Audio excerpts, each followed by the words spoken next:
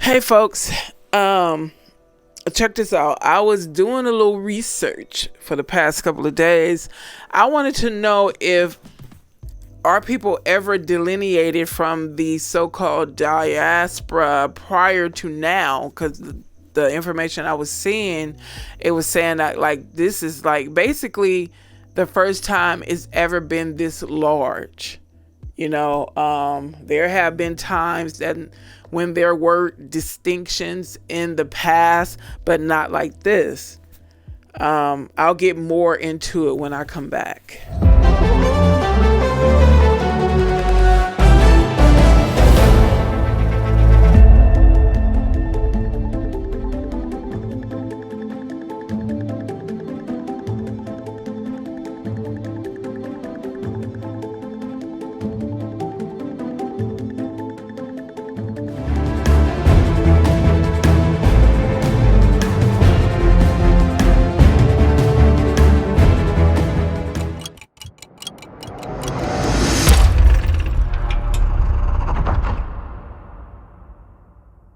Hey folks, welcome back. Those who are returning, new folks, welcome.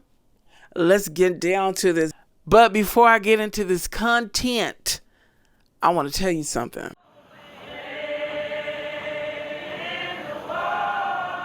Children wade in the water. God's gonna trouble the water.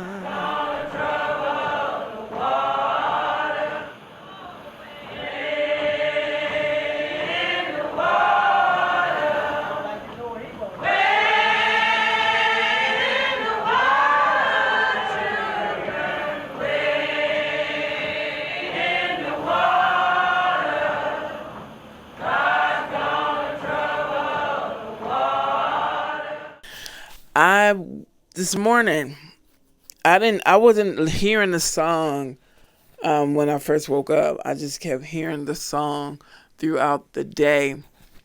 As I was having discussions with my family, I just kept hearing that song. So in my spirit, and it brought excitement. And for those who don't know God and who to this day keep denying him, they will be terrified by what's taking place and what's going to take place.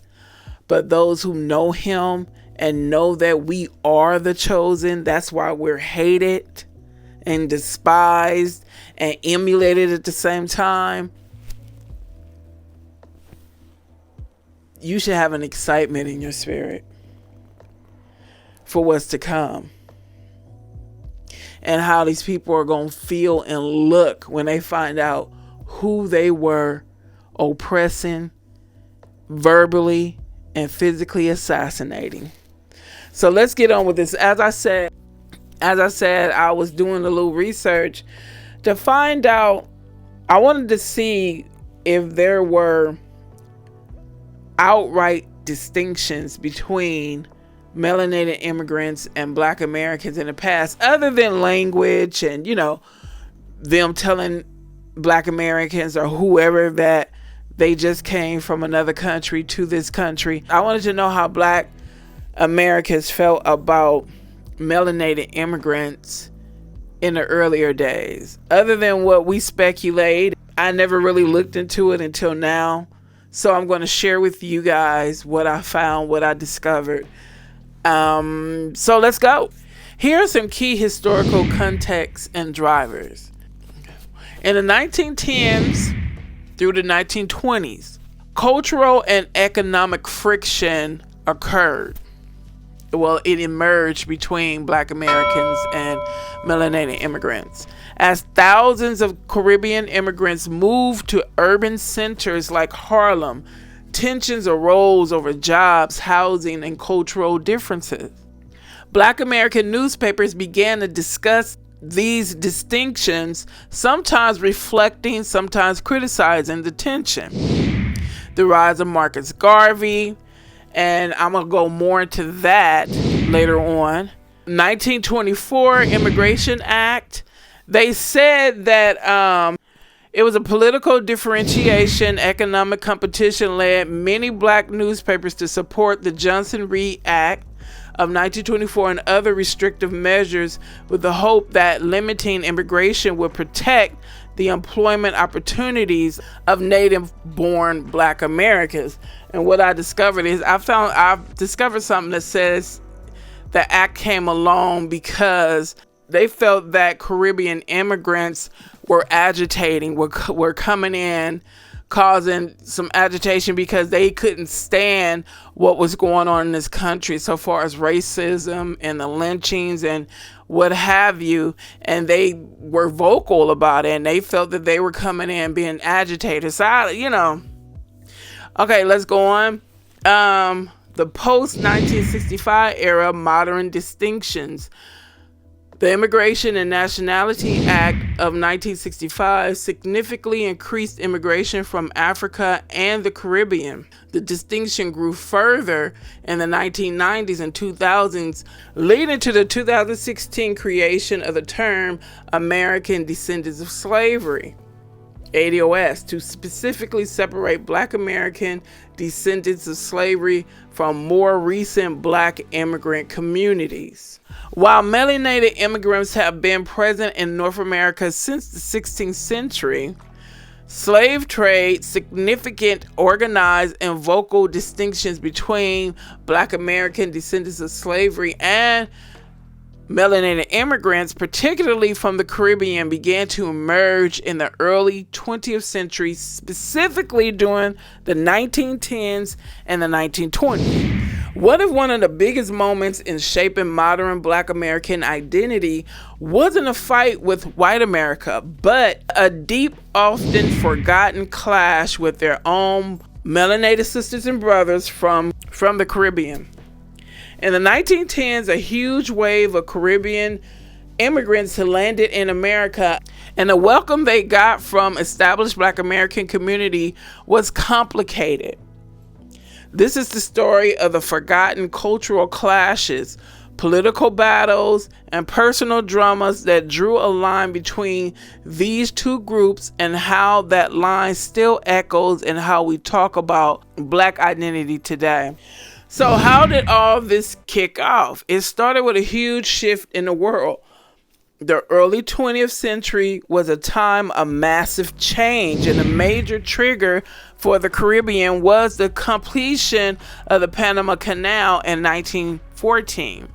Thousands of workers, mostly from British colonies like Jamaica, Barbados, and Trinidad, had worked on that massive project. Now they needed new opportunities. At the same time, weak economics back home and growing American influence in the area pushed even more people to head north.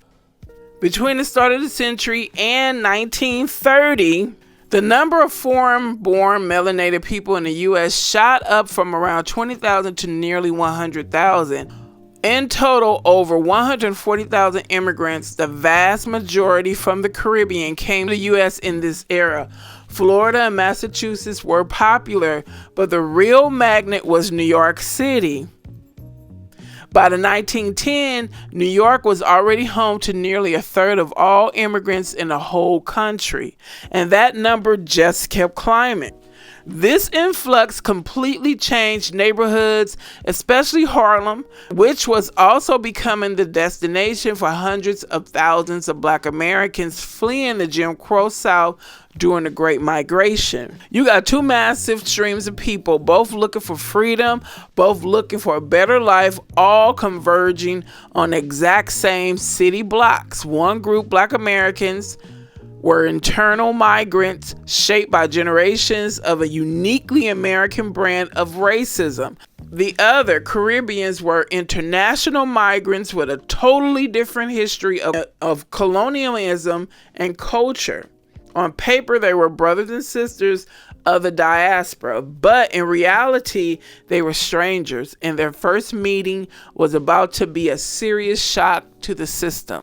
For almost every Caribbean immigrant who showed up, the reality of American racism was a horrifying slap in the face. They came from places that, while not perfect, didn't have the brutal, legally enforced racial system of the United States. It was a shock for the Caribbeans, who were disgusted by lynchings, the segregation, and constant humiliation that was just a part of daily life for Black folks in the South. Listen, let me reread that again. The last sentence. The segregation and constant humiliation that was just a part of daily life for Black Americans in the South. Caribbeans were disgusted. Now compare that to the Black American experience. For them, this system wasn't a shock. It was the air they breathed. Their entire culture, their psychology had been forged in the fire of American slavery and its sequel, Jim Crow. They had developed complex ways to survive, resist, fight, and build community inside this brutal system. Their fight was focused on demanding their rights as American citizens. We did not run. That's another distinction between us. So when Caribbean newcomers arrived, they saw a system that horrified them and a Black American population that had been fighting against it for generations. The constant violence, like the horrific East St. Louis race riots in 1917, pushed many Black militants to call for armed self-defense. For many Caribbean immigrants, the reaction wasn't just about survival. It was an insistent anger, demand for revenge. This immediate fiery radicalism often looks very different from the more established but just as determined strategies of Black American groups. These two starting points, one of sudden shock, the other of a long grinding struggle, drew the very first line between them. See, we had gone through this so long, we knew not to run off and seek revenge like that, because we were always outnumbered, meaning outnumbered. They had the guns, they had the law enforcement, they had the judges, and on a federal level, they had the government, because many senators, councilmen and women, well, at that time, probably councilmen, judges and prosecutors, they wasn't checking for us. So we were fighting physically on our own, and in many of these sectors, we were fighting on our own. So we knew not to run off by the seat of our pants and seek revenge, because these people didn't play fair, and they would have came and just destroyed and burned down our communities like they always did. But these Caribbeans came over here brand new, wanting to fight, and Black folks was like, look, you about to get our whole community blown up. We got to do this skillfully and sophisticatedly. You dig? So let's continue. It wasn't just politics. Deep cultural differences quickly became a source of tension. Caribbean immigrants didn't just see themselves as Black. They were Jamaican, Barbadian, Trinidadian. Their nationality was a huge part of their identity, a source of pride tied to their island's own history, dialect, and food. In America, they were suddenly just Negro.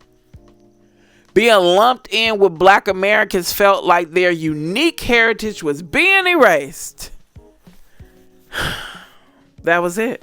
That's all it was about. It wasn't about unifying because we are their distant sisters and brothers. It was about they were fighting or wanted to fight because their identity was being just kicked under the rug, swept under the rug. When they came here, they weren't Caribbean. They were Negresses, like Black Americans were Negresses, and they was like, no, we can't have that. That's why they hated being called Black.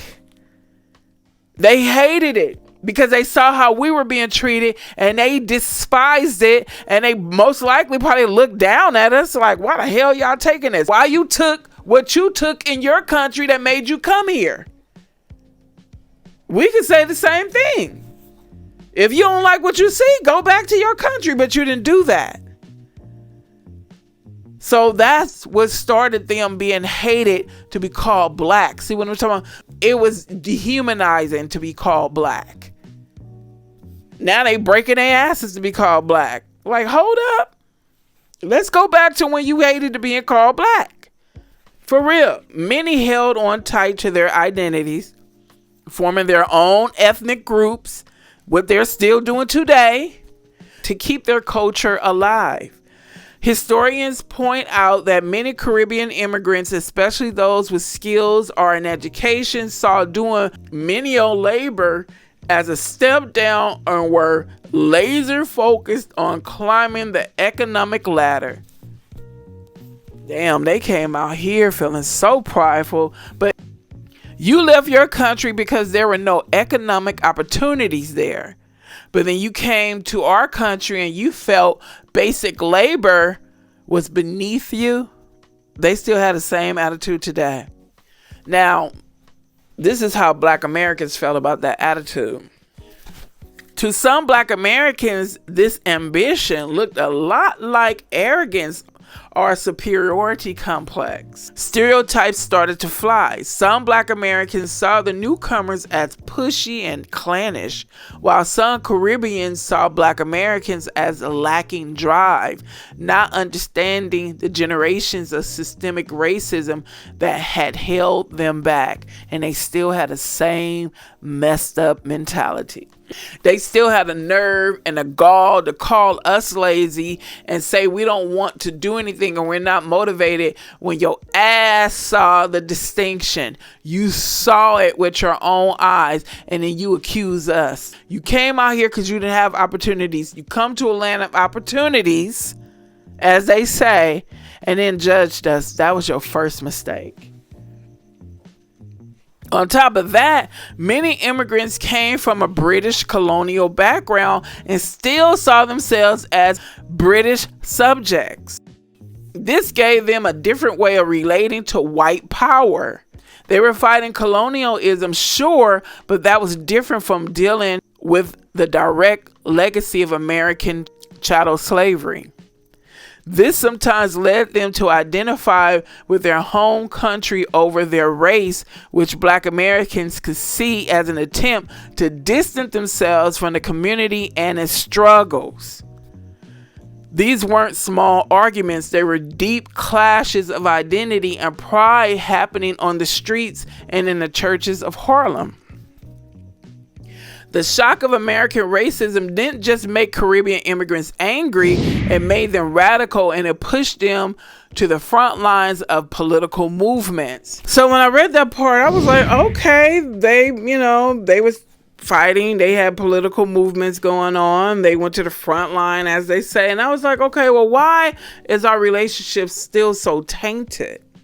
If these melanated immigrants, they witnessed the things they witnessed the brutality and injustices, why do we still have this divide between us? I don't care what you guys say, there was never unity. We have no unity. So I was like pondering these thoughts, and I was running this by my family member, and I was telling her what I discovered, and I was like, okay, well, since they were so active politically and fighting against racism in this country too, why is there still a disconnect? Why is there still this attitude and the disparaging things that they say about us? And why do they repeat what racists say about us? With me, I just came to the conclusion that they weren't doing it to help us as a people. Like, these are my brothers and sisters from a distance. And, I'm coming to this country and I'm seeing what they're going through. Let's join in and help them. No, they didn't like being treated the way we were treated. And they were motivated to fight or to stand up for themselves because they didn't like what they were being treated. Okay, let me continue to read, and you're going to hear how Black Americans felt about their involvement. Check this out. Involvement, political movements, and so-called activism. So let's go on. And this is the part where I said, okay, I'm hearing two different things about the Immigration Act of 1924. Actually, it was 1917, 21, and 24. They say it was passed. Remember earlier I read, they said it was passed to protect Black Americans, to protect our opportunities and jobs, because it was so many immigrants, melanated immigrants coming in, and it was interfering with our resources, right? As it is still today. That's why they claim they passed the 1924 Immigration Act. Then I discovered another part that's saying something entirely different. So check out this. The Immigration Acts of 1917, 21, and 24 were passed in part to stop these so-called agitators from coming into the country. But it was one man and one movement that would take all this tension, cultural, political, and personal, and turn the temperature all the way up. So this part is saying, the first part said they did it to stop them from taking our resources. This one is saying the acts were passed because they felt the immigrants were agitators. I had to do more research to see which one is valid. Only issue I had with this about them supposedly fighting or doing political movements is because I believe it was self-serving. It had nothing to do with us. Because if it had to do with us and them fighting with us, our relationships wouldn't be strained like this, you know? And it's not on our part. Marcus Garvey, a Jamaican with incredible charisma and vision, Garvey landed in the U.S. in 1916. He already started the University Negro Improvement Association back home. He set up a branch in Harlem, and his message of Black pride, economic independence, and Pan-African unity just exploded. The UNIA's motto, one God, one aim, one destiny, and its ambitious projects like the Black Star Line shipping company connected with Black people who were starving for a vision of empowerment. But here's the key. The UNIA was at its heart a movement built by and for Caribbean immigrants. Told you it had nothing to do with us. Most of it, isn't it bold to come to another country and start a movement to help your people only? Wow, these people, they do not think that highly of us, do they? Okay. That's just like us going to some country in Africa, starting a movement only to help Black Americans. Wow. Most of his earliest and most passionate members were Garvey's fellow West Indians. The UNIA became their cultural home base, a place that celebrated a global Black identity that went beyond America's racial hangups. For a while, Garvey was maybe the most famous Black man on the planet, and his movement claimed millions of followers worldwide. This rapid rise led to a direct and bitter fight with the established Black American leadership, especially W.B. Du Bois and the NAACP. The NAACP, which was fighting for integration and challenging Jim Crow in court, saw Garvey's separatist idea as dangerous. They thought his Back to Africa message was basically giving up the fight for rights in America. Garvey fired back, blasting Du Bois and the NAACP as being out of touch with everyday Black people and controlled by white money. Yeah. This got ugly fast. It wasn't just a debate over ideas, it got personal and xenophobic. Garvey's opponents often attacked him for being a foreigner, a Jamaican who had no business trying to lead Black Americans. That's what do we say? What are we saying today? You don't come from another country trying to tell the citizens in that country what to do. Something is not right with that. It all came to a head with the Garvey Must Go campaign, where prominent Black American leaders, some with Caribbean roots themselves, actually worked with the U.S. government to discredit and deport him. Garvey was convicted of mail fraud in 1923, and his movement started to fade. The Garvey story became the ultimate symbol of the line drawn in the 1910s, a powerful Caribbean-led movement that mobilized millions but crashed head-on into the strategy of the Black American establishment.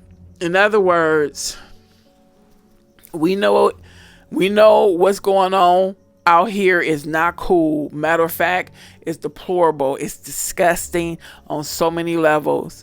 But you will never come out here telling us what to do.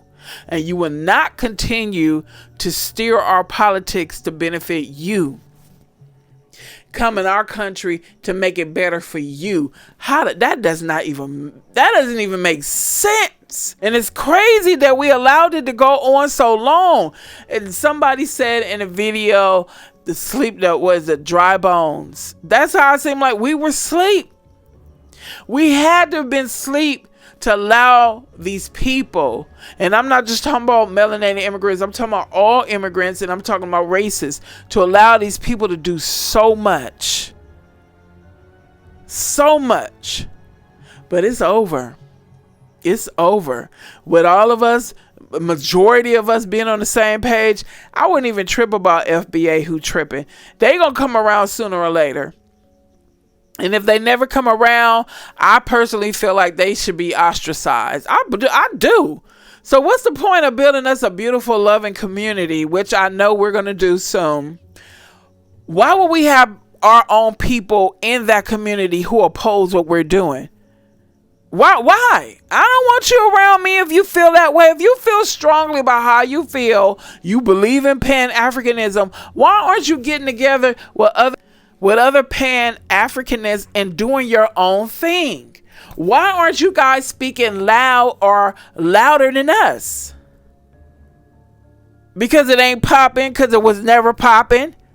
And they were only trying to use us. They only came to our country supposedly fighting against this racist system because they didn't like how they were being treated. That's all it was about. They didn't give a damn about us. Because like I said, in 2026, why is there no unity? And why do these melanated immigrants still have the same nasty attitude in our country, utilizing our equipment and tools to make their lives better, and had a damn nerve to still try to look down on us? But the way you're living out here, you cannot possibly live this way or live that way in your country. That's what makes it ludicrous. That's what makes me want to pull the rug from under your feet to give you a reality check. Wake up. That's the end of the article. It was very brief, but I felt it was telling. When these people realize who they've been jumping against with these races, don't be surprised when you can't even walk down the street minding your own business and they gonna be running up apologizing, because God gonna make them. What he doing on this earth to show that we are his chosen and to further set us apart. The fear of God gonna be put in these people's hearts, and they gonna be running, begging for forgiveness. Gifts, giving us gifts. All right, folks, I'm done. Hope this video was helpful to you as it is to me. Thank you guys for liking, commenting, and sharing. Sharing is caring. And I will see you guys in the next video. Take care.